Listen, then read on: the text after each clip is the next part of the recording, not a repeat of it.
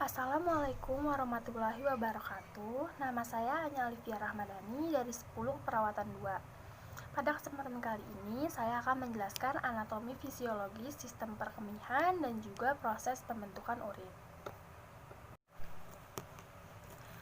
Dan yang pertama, saya akan menjelaskan anatomi fisiologi sistem perkemihan terlebih dahulu.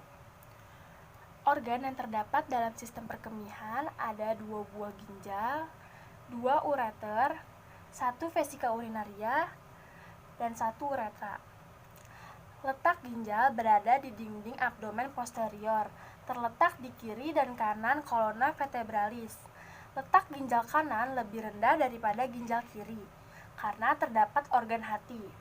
Fungsi ginjal yaitu pengeluaran zat sisa metabolisme, mengatur konsentrasi ion penting, mengatur asam basa tubuh, dan mengatur tekanan darah, dan masih banyak lagi. Di ginjal terdapat 3 area jaringan, yaitu kontreks bagian luar, medula bagian dalam, valvis renal tempat penampung urin. Di dalam ginjal terdapat nefron. Nefron adalah unit fungsional terkecil untuk pembentukan urin. Di dalam ginjal terdapat 1-4 juta nefron untuk pembentukan urin. Lanjut ke ureter. Ureter adalah saluran penghubung antara ginjal dengan vesika urinaria. Panjang ureter sekitar 23-30 cm dengan berdiameter 30 mm. Ureter memiliki 3 lapis. Lapisan luar yaitu jaringan ikat, lapisan tengah otot polos, dan lapisan dalam mukosa.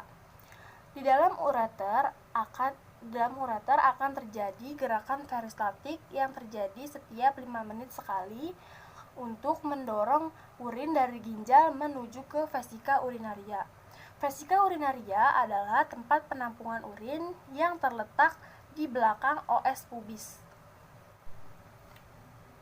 Vesika urinaria juga terdapat 3 lapisan. Lapisan luar yaitu jaringan ikat. Di sini ada pembuluh darah dan syaraf. Lapisan tengah ada otot polos, di sini akan berkontraksi ketika buang air kecil.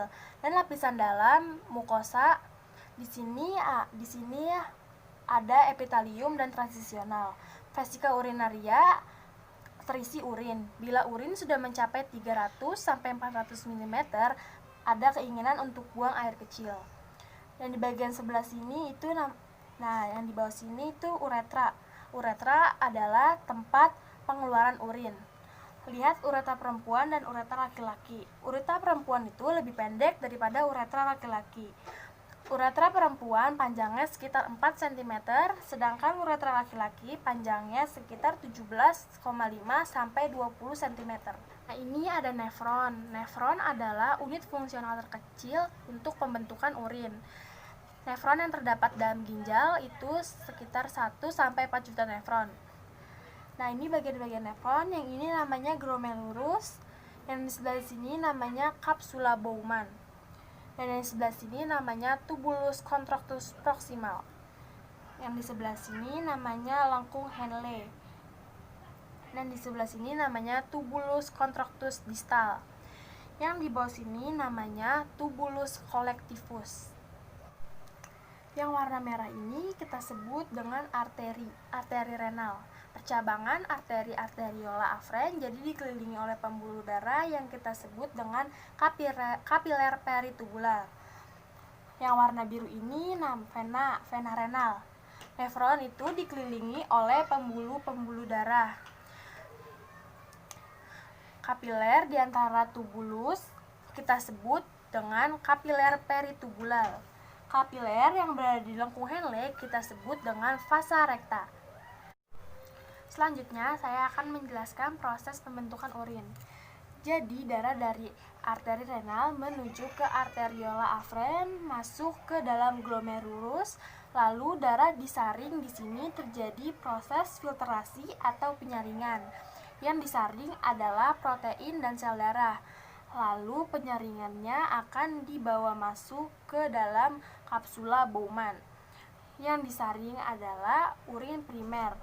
Jadi hasilnya adalah urin primer, terdiri dari air, garam, gula, dan urea.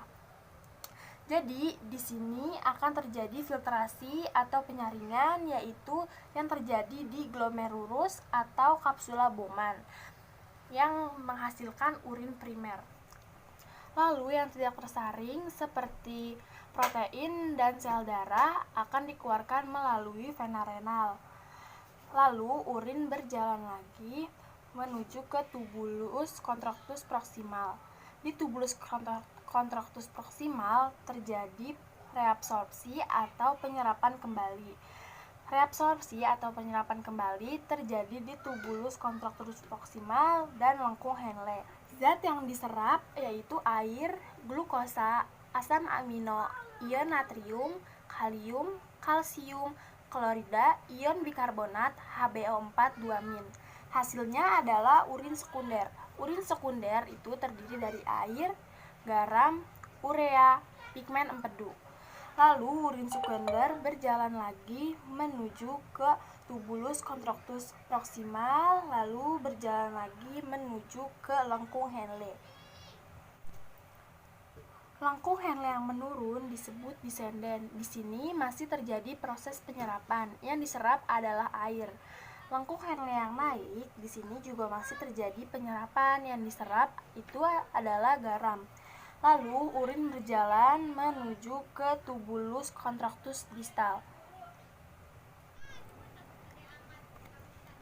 Di tubulus contractus distal itu terjadi augmentasi yang menghasilkan urin sesungguhnya atau sebenarnya.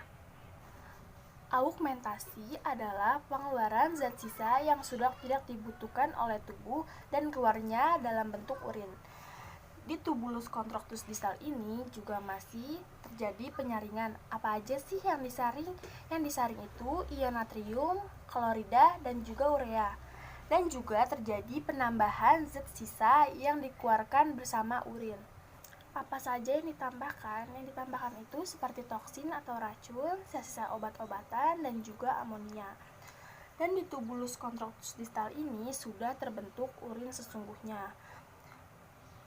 Dan urin sesungguhnya berjalan menuju ke tubulus collectivus. Di sini urin dikumpulkan dan akan menuju ke pelvis renal. Di pelvis renal urin akan menuju ke ureter. Seperti yang kita ketahui, di mana tiap 5 menit sekali ureter akan berkontraksi untuk menyalurkan urin ke vesika urinaria. Vesika urinaria akan terus terisi air. Jika sudah penuh, ada rangsangan untuk membuang air kecil melalui uretra.